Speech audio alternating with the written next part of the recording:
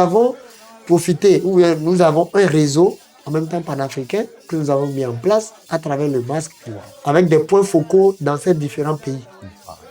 Parce que c'est ça aussi l'avantage du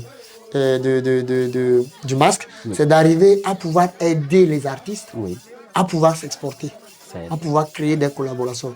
Le Nigérien qui vient, le Béninois qui vient, le Togolais même qui est là, et le Sénégalais qui est là, tout de suite, ils peuvent avoir des idées ensemble et créer. Ces artistes-là viennent.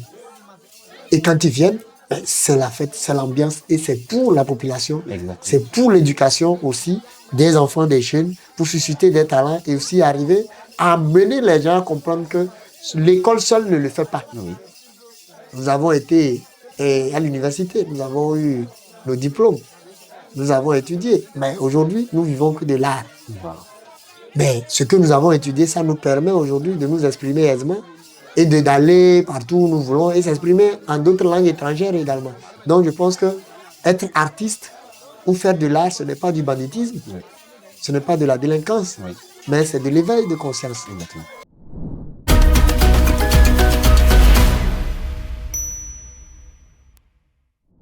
Nous parlons du masque, le marché des arts et des spectacles de Kémérida. Alors, monsieur Amouzou, Amenyona Dodji, Kémérida, parlez-nous de ce petit village qui abrite chaque année le masque. Ok, Kémérida, c'est toute une histoire. En tout cas pour moi, c'est vraiment un tout petit village qui est situé dans la région de la Kara. Exactement. Et à 20 km de Kara, et derrière Kitao, à la frontière juste avec le Bénin. Donc, Kémérida, c'est un peuple Lopa.